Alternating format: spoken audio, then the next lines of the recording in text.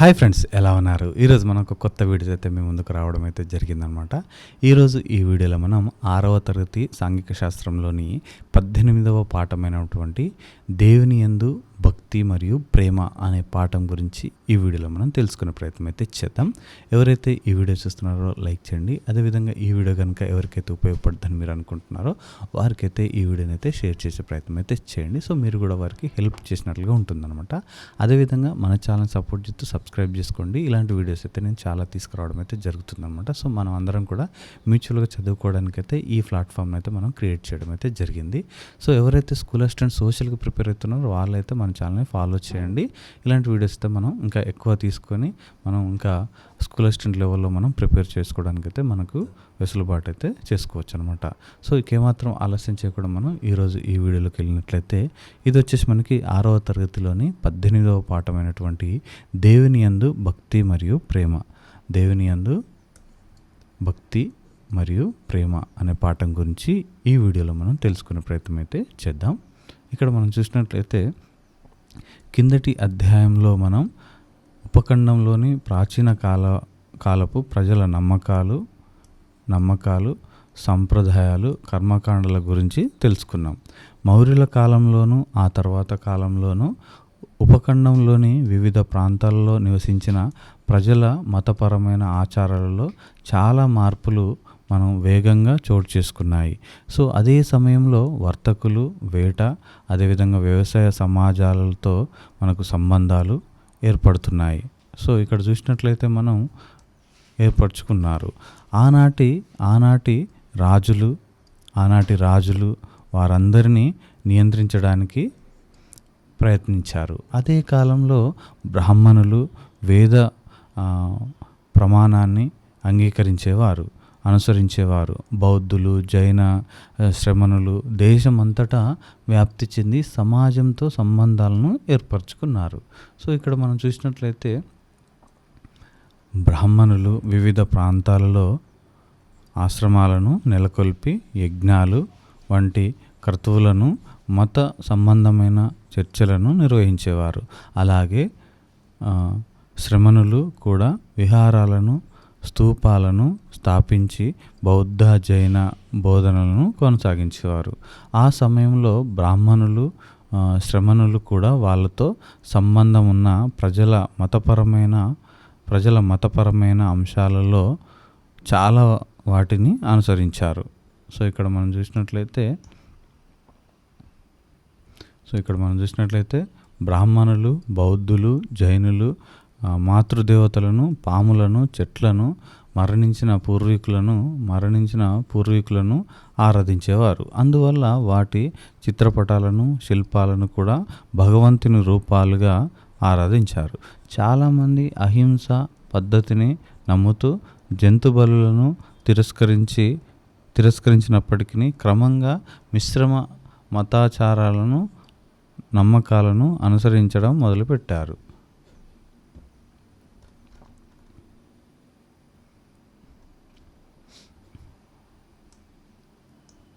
So ఇక్కడ చూసినట్లయితే మనం హిందూ మతం అని చూడడం జరుగుతుందన్నమాట. సో నేడు ప్రపంచంలోనే పెద్ద మతాలలో హిందూ మతం ఒకటి. ఇది మన చుట్టూ ఆవరించి ఉన్న సహజ ప్రపంచంలోని ప్రజలందరూ ఒకరితో ఒకరు వారి మధ్య శాంతియుత సహజీవనం కొనసాగాలనే సూత్రాలను పునరుద్ఘాటిస్తుంది. సో సర్వేజన సుఖినో భవంతు, లోకా సమస్త సుఖినో భవంతు అనే సూత్రాలను హిందువులు విశ్వసిస్తారు. సో హిందూ మతం వచ్చేసి మనకి ఒక జీవన విధానాన్ని ఆచరిస్తుంది, కానీ ఎటువంటి ఖచ్చితమైన నమ్మకాలు లేదా నియమావళులు అంటూ ఏమీ లేవు. సో అయినప్పటికీ చాలామంది హిందువులు వేదాల యొక్క అధికారాన్ని అంగీకరిస్తారు. ఇది వేదకాలం నుండి వేల సంవత్సరాలుగా మనకు ఈనాటికి పరిణామం చెందుతూనే ఉన్నది. సో కాలానుగుణంగా ఎందరో ఋషుల మరియు తాత్వికుల బోధనలను ఇముడ్చుకుంది. వాస్తవంగా సాధారణ శకం 1000 తర్వాతనే హిందూ మతం వాడుకలోకి వచ్చింది. అంతకుముందు ఎక్కువ మందికి హిందువులు వేద లేదా వైదికుల యొక్క అనుచరులు అని తెలుసు. సో ఇక్కడ చూసినట్లయితే సాధారణ శకం 500 సంవత్సరాలకు పూర్వమే హిందూ మతంలోని కొన్ని ముఖ్య లక్షణాలు రూపుదిద్దుకున్నాయి. వీటిలో వైదిక యజ్ఞాలు చేయడం, శివుడు, విష్ణువు, దుర్గా వంటి దేవతలను పూజించడం జరిగిందనమాట. ఇక్కడ మనం 500 సంవత్సరాల పూర్వమే మనం హిందూ మతంలో కొన్ని ముఖ్యమైన లక్షణాలు రూపుదిద్దుకున్నాయంట. వాటిలో ఏంటంటే ఇక్కడ వైదిక యజ్ఞాలు చేయడం, అంటే యజ్ఞాలు చేయడం 500 సంవత్సరాల నుంచే వచ్చింది. అదేవిధంగా శివుడిని ఆరాధించడం, శివుణ్ణి, విష్ణువును, దుర్గామాతని దేవతలను పూజించడం జరిగింది. సో మనకి ఇది బిట్టు రూపంలో చాలాసార్లు సంధించడం అయితే జరిగిందనమాట. సో ఇలాంటివి ఏమైనా ఉంటే మీరు బిట్స్ ఒక దగ్గర రాసుకునే ప్రయత్నం అయితే చేయండి. సో మీకు తర్వాత అది ఈజీగా రివిజన్ కావడానికి ఆస్కారం ఉంటుంది. సో ఇక్కడ మనం చూసినట్లయితే విదిశ మధ్యప్రదేశ్లోని సాధారణ శకం 400 సంవత్సరాలకు సంబంధించింది. ఇది నాటి శివలింగం అని ఇక్కడ మనకి ఇవ్వడం జరిగిందనమాట. సో ఇక్కడ చూసినట్లయితే దేవాలయాలు నిర్మించడం, తపస్సు ద్వారా మోక్షాన్ని పొందడం వంటివి ముఖ్యమైనవి. వేదాలు, ఉపనిషత్తులు, రామాయణం, మహాభారతం, భగవద్గీతతో కలిపి పురాణాలు పవిత్ర గ్రంథాలుగా పరిగణించడం జరిగింది. ఇక్కడ చూసినట్లయితే భాగవతులు, శైవులు చూసినట్లయితే భాగవతులు విష్ణువు లేదా నారాయణ్ణి ఆరాధించేవారు. వారు విష్ణువుని పరమాత్మ అనే విశ్వాన్ని సృష్టించిన వాడని, అతి శక్తివంతుడని, అన్నీ తెలిసిన వాడని విశ్వసిస్తారు. సో ఎవరు? విష్ణువు. ఎవరు? భాగవతులు, శైవులు. ఈ ప్రపంచాన్ని దుర్మార్గం నుంచి రక్షించడానికి విష్ణువు భూమి మీద అనేక రూపాలలో అవతరించాడని నమ్మారు. ఇలాంటి అవతారాలలో రాముడు, కృష్ణుడు రూపాలు ముఖ్యమైనవి. దాదాపు 2000 సంవత్సరాలకు పూర్వమే ఈ అవతారాలు మన దేశంలోని వివిధ ప్రాంతాలలో ప్రాముఖ్యం పొందాయి. బౌద్ధులు, జైనులు, తత్వవేత్తలు మోక్షం పొందడానికి భగవంతుడిని ఆరాధనయే మార్గం అనే భావనకు ప్రాధాన్యం ఇవ్వలేదని మనకు తెలుసు. వీళ్ళు పశ్చాత్తాపం ద్వారా పవిత్రులుగా మారటం, కోరికలను నియంత్రించటం, ధ్యానం చేయటం అనే భావనలను సమర్థించారు. కానీ విష్ణువును పూజించటం భక్తితో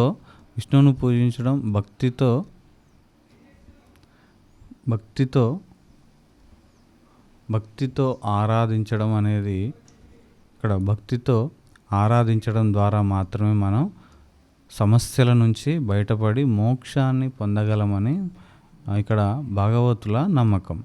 సో ఇక్కడ చూసినట్లయితే యజ్ఞాలు చేయడం, బ్రాహ్మణులకు దానాలు ఇవ్వటం, వేదాలను వల్లెవేయటం అవసరం లేదని వారు భావించారు.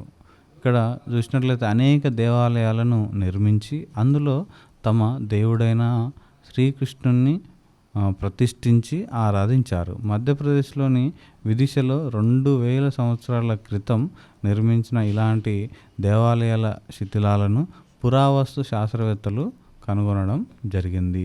సో ఇక్కడ మనం చూసినట్లయితే ఇక్కడ బలరాముడు, అదేవిధంగా కృష్ణుల ఊహా చిత్రాల పురాతన నాణేలు మనకి 2200 సంవత్సరాల క్రితం నాటివని ఇక్కడ మనకి ఇవ్వడం జరిగింది. బలరాముడు నాగలి, ముసములు ధరించగా కృష్ణుడు చక్రము, శంఖము, ఖడ్గములను ధరించినాడు. సో ఇక్కడ మనం చూడవచ్చు. సో అదేవిధంగా ఇక్కడ చూసినట్లయితే ఆ కాలంలోనే మరి కొంతమంది ఇదే తరహాలో శివుణ్ణి ఆరాధించేవారు. వారు శివలింగాలను ప్రతిష్ఠించి చిన్న చిన్న ఆలయాలను నిర్మించారు. కొందరు ఇదే విధంగా దుర్గాదేవిని ఆరాధించారు. దుర్గాదేవిని ఆరాధించాడు. ఇక్కడ చూసినట్లయితే శివుణ్ణి, విష్ణువును, దుర్గాదేవిని ప్రధాన దైవాలుగా పూజించినప్పటికీ బౌద్ధులు, జైనులు కూడా బుద్ధుణ్ణి, తీర్థంకరులను అంటే జైన మత గురువుల్ని మనం తీర్థంకరులు అని అంటాము.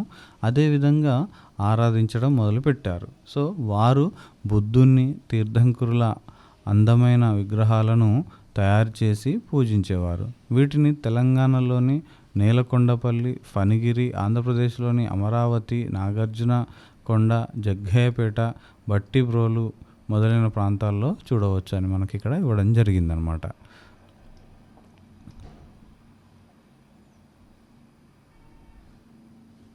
సో ఇక్కడ చూసినట్లయితే కథకులు, పెద్దలు చెప్పే కథలు వినడం, కథలు చెప్పే మత సంబంధమైన కథలు వినడం, తోలుబొమ్మలాటలు లాంటి ప్రదర్శనలు, తోలుబొమ్మలాటలు వంటి ప్రదర్శనలు ఇక్కడ చూడటం అంటే మీకు ఇష్టం ఉంటుంది. సో ఇక్కడ మనం చూసినట్లయితే ప్రాచీన కాలపు ప్రజలకు కథల మీద చాలా ఆసక్తి ఉండేది.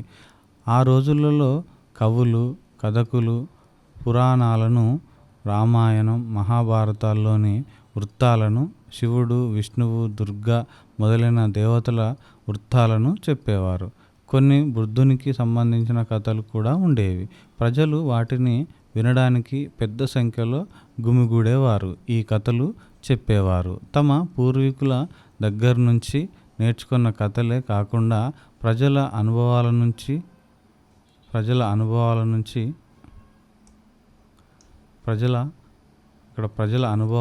కొత్త కథలను నేర్చుకునేవారు. ఒకవేళ కొంతమంది సర్పాలను పూజిస్తూ వాళ్ళకేమైనా నాగదేవతల కథలు తెలిసి ఉంటే కథకులు వాటిని కూడా తెలుసుకొని ఆ కథలను వాళ్ళకి తెలిసిన పాత కథలతో జోడించేవారు.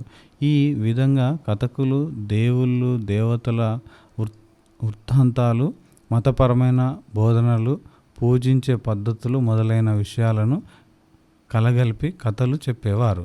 క్రమంగా వీటన్నింటినీ రాయడం మొదలుపెట్టారు. సో ఇక్కడ చూసినట్లయితే బుద్ధుని కథలను మనం ఏమని చెప్తాం? జాతక కథలుగాను, శివుడు లేదా విష్ణువు కథలను పురాణాలు అనే పేరుతో చెప్పడం జరుగుతుంది. సో ఇక్కడ జాతక కథలు అంటే ఏంది? జాతక కథలు అంటే మనకి బుద్ధునికి సంబంధించినవి అన్నమాట. అదేవిధంగా పురాణాలు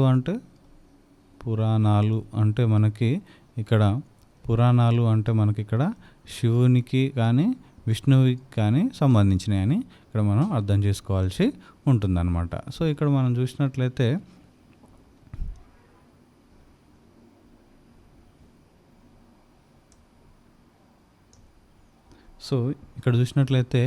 ఈ పురాణాలు వివిధ మత సంప్రదాయాలను కలుపుకున్నప్పటికీ అత్యంత శక్తివంతుడైన, అన్నీ తెలిసినటువంటి ఒక దేవుణ్ణి పరమాత్మగా స్తుతించేవారు. సమస్యల పరిష్కారానికి, మోక్షాన్ని పొందడానికి దేవుణ్ణి ఆరాధించడమే సులభమైన మార్గమని వారు చెప్పారు. సో ఇక్కడ చూసినట్లయితే మనం భగవంతుడి పట్ల ప్రేమ, భక్తి, ఉద్యమం వాటి గురించి మనం ఇక్కడ చూసినట్లయితే సాధారణ శకం 550లో తమిళనాడులో భగవంతుడి మీద భక్తి గురించిన ఒక ఉద్యమం మొదలైంది. వారు శివుడు, విష్ణువుల ఆరాధకులు.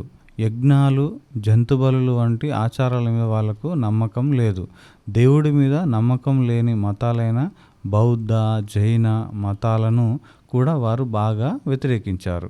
వీటికి ప్రత్యామ్నాయంగా శివునో లేదా విష్ణువునో నమ్మి దేవునిలో ఐక్యం కావడం ఒక్కటే మార్గం అని వారు భావించేవారు.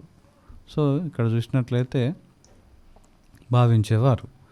సో తమ సమస్యల పరిష్కారం కోసం కానీ, అదేవిధంగా ధనం కోసం కానీ, అధికారం కోసం కానీ వారు దేవుణ్ణి ప్రార్థించలేదు. దేవుని సాన్నిధ్యాన్ని పొందడమే వాళ్ళ ధ్యేయం.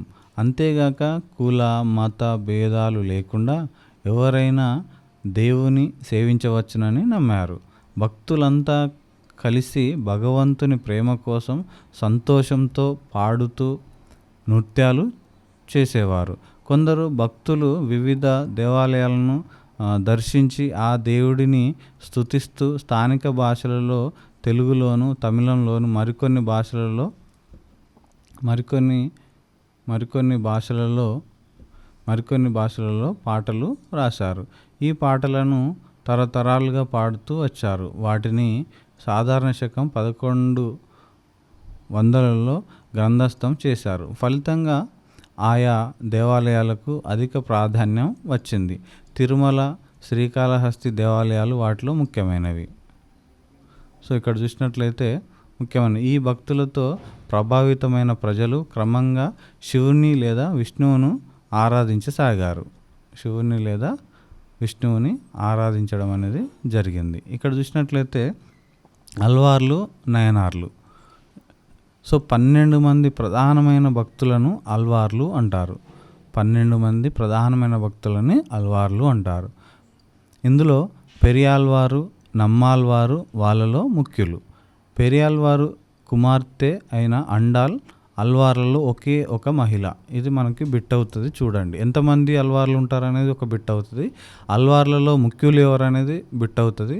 అల్వార్లలో ఒకే ఒక్క మహిళ పేరు ఏంటి అనేది కూడా మనకి బిట్ కావడం జరుగుతుంది. లేదంటే అండాల్ అనే పేరు ఇచ్చి ఈమె ఎవరికి సంబంధించిన వారని కూడా మనకి అడగడం అనేది జరుగుతుంది అనమాట. చాలాసార్లు కూడా అడిగిన అవకాశాలు కూడా మనకి కనిపిస్తూ ఉన్నాయి. వీటిలో చాలామంది అనేక వైష్ణవాలయాలను సందర్శించి పద్యమాలికలను అల్లి విష్ణువును స్తుతిస్తూ పాడారు. నమ్మాల్వారు పాడిన పాటలు కొన్ని దిగువన ఉన్నాయి. వీటిని చదివి అర్థం చేసుకోండి. సో ఇక్కడ ఒకటి సృష్టికి సంబంధించింది ఒకటి ఇవ్వడం జరిగింది. సృష్టి. తండ్రివి నీవే ఓ పరమాత్మ, తండ్రివి నీవే, అగ్ని, నీరు, ఆకాశం నీ సృష్టేనయ్యా, దీవారాత్ర కారకులవు సూర్యచంద్రులు, పర్వతాలు, సముద్రాలు, వర్షపాతాలు ఓ శ్రీహరి నీ సంకల్పాలయ్యా అని ఇక్కడ మనకి చూపించడం జరిగింది. సో ఇక్కడ చూసినట్లయితే ఈ పద్యంలో నమ్మాల్వారు విష్ణువును ఈ ప్రపంచ సృష్టికర్తగాను తన తండ్రిగాను చెప్పాడు. ఎంతో గొప్పవాడైన భగవంతుడు ఒక తండ్రి బిడ్డకి ఎంత సన్నిహితంగా ఉంటాడో అంత సన్నిహితంగా ఉంటాడంటారు.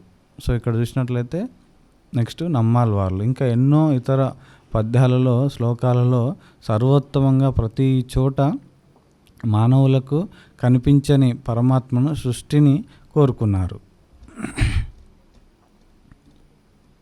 సో ఇక్కడ మనం చూసినట్లయితే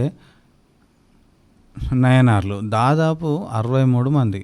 అంటే ఇక్కడ అల్వార్లు 12 మంది, అల్వార్లలో ముఖ్యులు 2, ఒకరు మహిళ. అదేవిధంగా నయనార్లు వచ్చేసరికి మనకి 63 మంది.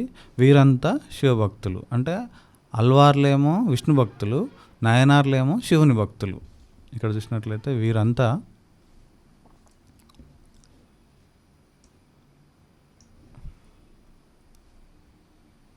వీరంతా శివభక్తులే. వీళ్ళు వివిధ కులాలలో పుట్టినవారు. వీరిలో కన్నప్ప లాంటి వేటగాళ్ళు, నందనర్, పుల్లయ్య లాంటి నిమ్న కులాల వారు ఉన్నారు. అప్పర్, మణివాచకర్ లాంటి వారు ఒక ఆలయం నుంచి మరొక ఆలయానికి వెళ్ళి అక్కడ శివుణ్ణి గురించి కీర్తనలు పాడేవారు. వీరిలో కరైకాలమ్మ అదేవిధంగా అమ్మయ్యార్ అనే 2 మహిళలు కూడా ఉన్నారు. నయనార్లు కూర్చున్న కొన్ని పద్యాలు మనం ఇక్కడ చూసినట్లయితే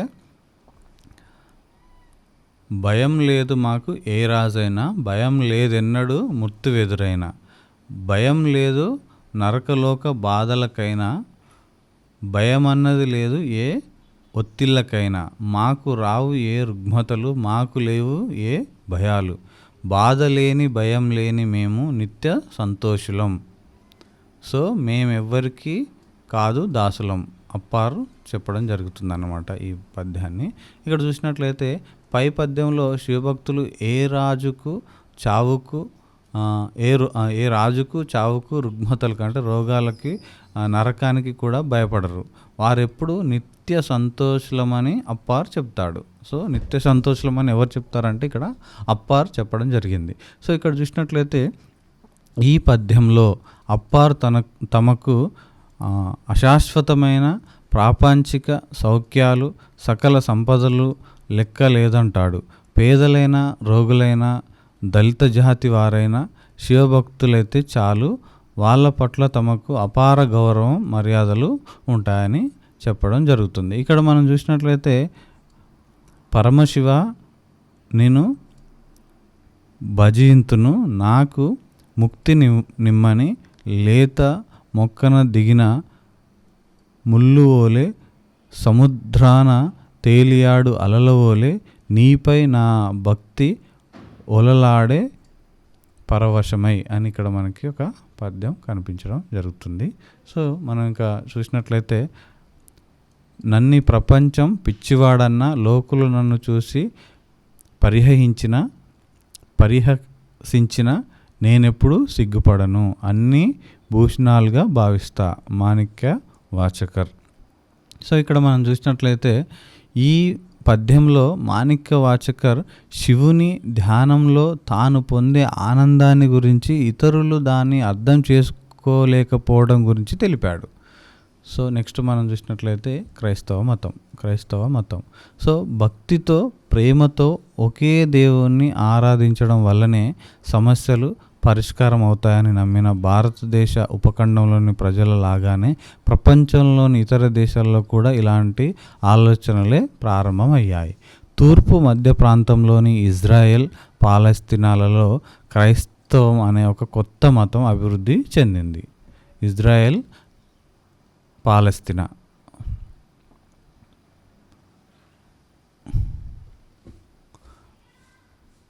సో ఇది వచ్చేసి మనకి సెయింట్ థామస్ బాసిలికా చర్చి, ఇది చెన్నైలో ఉండడం జరిగింది. ఇది 1523లో నిర్మించారు. 2000 సంవత్సరాల క్రితం భారతదేశానికి వచ్చిన సెయింట్ థామస్ పేరు మీద దీన్ని నిర్మించాడు. సెయింట్ థామస్ అనే మొదటగా ఇండియాకి బోధన చేయడానికి వచ్చినటువంటి వ్యక్తి అన్నమాట. సో ఇక్కడ చూసినట్లయితే క్రైస్తవ మతం యేసుక్రీస్తు పేరు మీద స్థాపించబడింది. దాదాపు 2000 సంవత్సరాల క్రితం ప్రస్తుతం ఇజ్రాయెల్లోని జెరూసలేంకి దగ్గరలో గల బెత్లెహేంలో యేసుక్రీస్తు జన్మించాడు. ప్రజలంతా సమానమని యేసుక్రీస్తు బోధించాడు. ఒకరి పట్ల మరొకరు ప్రేమతో మెలగాలన్నాడు. శాంతి, ప్రేమ, కరుణల ప్రాముఖ్యాన్ని చాటి చెప్పాడు. ఆయన దెబ్బకు దెబ్బ వంటి పద్ధతులు అనుసరించకూడదన్నాడు. మనం శత్రువునైనా ప్రేమతోనే గెలవగలమనేది ఆయన నమ్మడం జరిగిందనమాట. ఇక్కడ మనం చూసినట్లయితే బైబిలు క్రైస్తవుల పవిత్ర గ్రంథం. సో అందులో క్రీస్తు బోధనలు ఉన్నాయి. ఆయన చేసిన ప్రముఖ బోధన అయిన పర్వతం మీది ప్రసంగం అనేది ఇక్కడ సేరిమన్ ఆన్ ది మౌంట్ లోని కొన్ని వాక్యాలు కింద ఉన్నాయి. మనకి ఇక్కడ ఆయన చేసిన ప్రముఖ బోధన ఏంటి? పర్వతం మీది ప్రసంగం. సో ఇక్కడ చూసినట్లయితే మనకి ఆత్మ విషయమై దీనులైన వారు ధన్యులు, పరలోక రాజ్యం వాళ్ళది. సాత్వికులు ధన్యులు, వారు భూలోకానికి వారసులు. కనికరం గలవారు ధన్యులు, వారు కనికరం పొందుతారు. హృదయ శుద్ధి గలవారు ధన్యులు, వారు దేవుణ్ణి చూస్తారు. సమాధానపరిచేవారు ధన్యులు, వారు దేవుని కుమారులు అనబడతారు. సో ఇక్కడ చూసినట్లయితే నీతి నిమిత్తం హింసను భరించేవారు ధన్యులు, పరలోక రాజ్యం వాళ్ళది అని మనం ఇక్కడ చూడవచ్చు. మీరు పరలోకంలో ఉన్న మీ తండ్రికి కుమారులై ఉండేందుకు మీ శత్రువులను ప్రేమించండి అని మనకి ఇక్కడ మంచి మంచి వాక్యాలు మనకి బైబిల్ ద్వారా మనకి రావడం జరుగుతుంది. ఇలాంటి చూసినట్లయితే ఆనాటి పాలకులు అతన్ని నిర్బంధించి కఠినంగా శిక్షించారు యేసుక్రీస్తుని.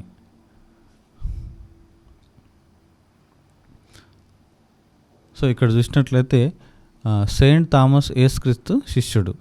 రోమను వర్తకులలో కలిసి భారతదేశానికి యేసు బోధనలను తీసుకొని వచ్చాడు. ఈయన క్రైస్తవ మతాన్ని దక్షిణ భారతదేశంలో ప్రచారం చేశాడు. నెక్స్ట్ వచ్చేసి మనకి ఇస్లాం మతం. సో భారతదేశంలో అక్బర్ తదితరులు దేవుడు ఒక్కడే అనే భావనను వ్యాప్తి చేసిన కాలంలోనే అరేబియాలో ఒక కొత్త మతం రూపుదిద్దుకుంది. ఆ కొత్త మతమే మహమ్మద్ ప్రవక్త స్థాపించినటువంటి ఇస్లాం. సో మహమ్మద్ ప్రవక్త అరేబియాలోని మక్కాలో సాధారణ శకం 570లో జన్మించాడు. ఈయన దేవుడు ఒక్కడేనని, మానవులంతా భగవంతుని సృష్టి అని బోధించాడు. తల్లిదండ్రుల దృష్టిలో పిల్లలంతా సమానమైనట్లే దేవుడి దృష్టిలో కూడా మానవులంతా ఒక్కటే అన్నాడు. దేవునికి లేదా అల్లాకు రూపం లేదన్నాడు. కాబట్టి విగ్రహాలను పూజించడం సరికాదన్నాడు.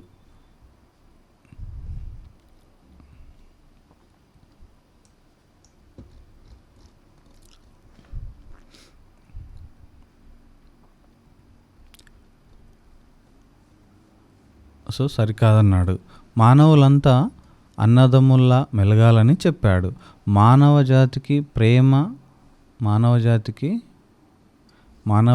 ప్రేమ ప్రాధాన్యాన్ని గురించి ఆయన వివరించాడు. మహమ్మదును అల్లా దూతగా పరిగణిస్తారు. అల్లా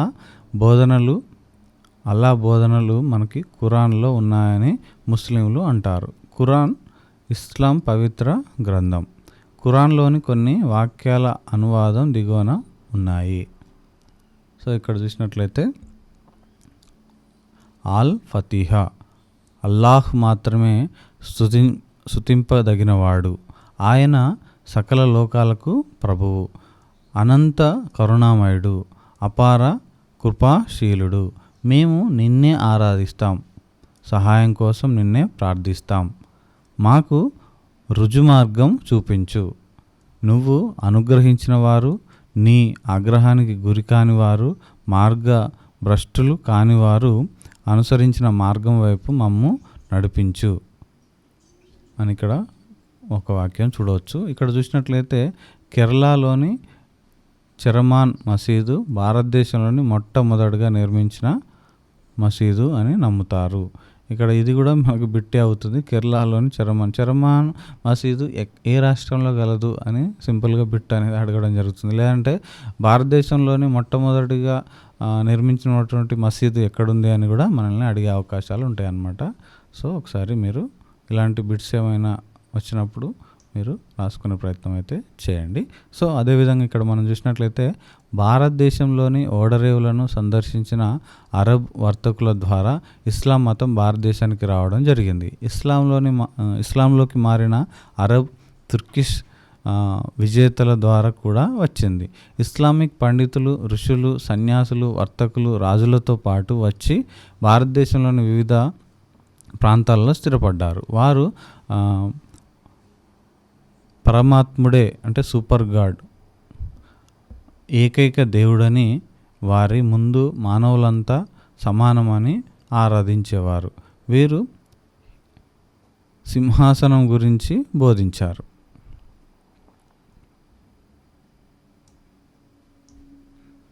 సో ఇక్కడ మనం చూసినట్లయితే భగవంతునిపై విశ్వాసం.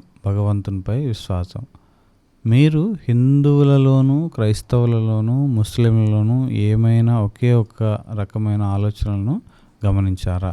వీరంతా భగవంతుని నమ్ముతారు, పూజిస్తారు. వీరంతా తమ డబ్బు, చదువు, అంతస్తులతో సంబంధం లేకుండా భగవంతుని గౌరవిస్తారు. సమానత్వాన్ని, ప్రేమను నమ్ముతారు. ఇలాంటి ఆలోచనలు కొద్ది కాలంలోనే చాలామంది ప్రజలలో కలిగాయి. రాజులు పాలకులు కూడా వీటిని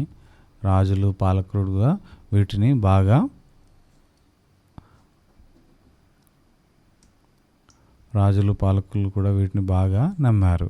సో మతాలను ప్రోత్సహించారు. ప్రజలు పూజించడానికి ఎన్నో దేవాలయాలు, చర్చిలు, మసీదులు నిర్మించారు.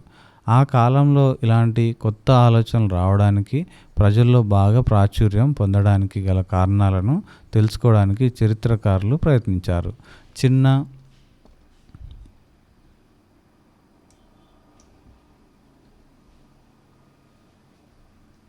చిన్న రాజ్యాలు, తెగలు పెద్ద రాజ్యాలతో కలిసిపోవడం వల్ల వాళ్ళ తెగలు, కులాలు, చిన్న రాజ్యాల దేవుళ్ళకు బదులుగా అందరికీ ఒక్కడే దేవుడు కలిగి ఉండాలన్న ఆలోచన ప్రజలకు కలిగిందని చిత్రకారులు అభిప్రాయపడ్డారు.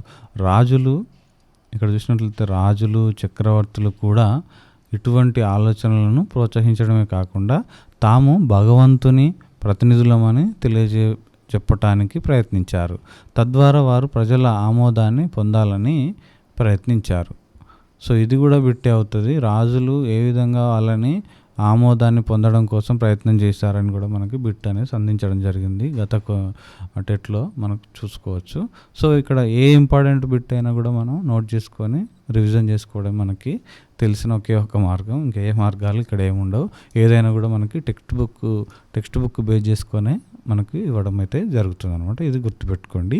అదేవిధంగా ఇక్కడ చూసినట్లయితే పేద, ధనిక, అధికార, అనధికార వర్గాల మధ్య విభేదాలు పెరిగాయి. చాలామంది ప్రజలు ఈ అసమానతలను, పేద, బలహీన వర్గాల అణచివేతను చూసి చాలా బాధపడ్డారని చిత్రకారుల నమ్మకం. సో ఒకే దేవుణ్ణి పూజించడం ద్వారా ప్రజలలో ఒకే ఆచార వ్యవహారాలను, సంస్కృతిని పెంపొందించే ప్రయత్నాలు జరిగి ఉండవచ్చు. తమ సమస్యలను దేవుడు పరిష్కరిస్తాడని ప్రజలు నమ్మారు. సో ఇక్కడ చూసినట్లయితే అదే సమయంలో చాలామంది ప్రజలు ఇలాంటి కొత్త ఆలోచనలను అంగీకరించకుండా తమ పాత మత విధానాలనే అనుసరించసాగారు. కొందరు అసలు దేవుడు ఉన్నాడనే భావననే నమ్మడం లేదు. సో ఇక్కడ మనం కీలక పదాలు చూసినట్లయితే కీలక పదాలు శిల్పాలు, అవతారాలు, మోక్షం, జాతక కథలు. సో ఇక్కడ మనం చూసినట్లయితే ఈ కీలక పదాలను ఒకసారి చూడండి. ఇక్కడ జాతక కథలు అంటే ఏంటో మనం తెలుసుకున్నాం, మోక్షం అంటే ఏమో తెలుసుకున్నాం, అవతారాలు, శిల్పాలు, అన్నిటి గురించి కూడా మనం తెలుసుకోవడం జరిగింది. ఇంకా చాలా బిట్లు కూడా ఇందులో ఉండడం అయితే జరిగిందనమాట. సో ఇది ఏ ఇంపార్టెంట్ బిట్ అయినా కూడా మీరు నోట్అవుట్ చేసుకోండి, రివిజన్ చేయండి. అదే మనకు ఉత్తమమైన మార్గం. ఎందుకంటే టెక్స్ట్ బుక్లోనే ప్రతి బిట్టు దాగి ఉండడం అయితే జరుగుతుందనమాట. సో ఇవన్నిటి గురించి కూడా మనం బిట్స్ రూపంలో కూడా మనం ఇంకా వీడియోలు చేసే ప్రయత్నం అయితే చేద్దాము. సో ఇది ఈరోజు ఈ వీడియో ఫ్రెండ్స్. వచ్చే వీడియోలో అయితే మళ్ళీ ఇంకో కొత్త వీడియోతో అయితే కలిసే ప్రయత్నం చేద్దాం. Thank you. అందరికీ ఆల్వేస్ జై హింద్.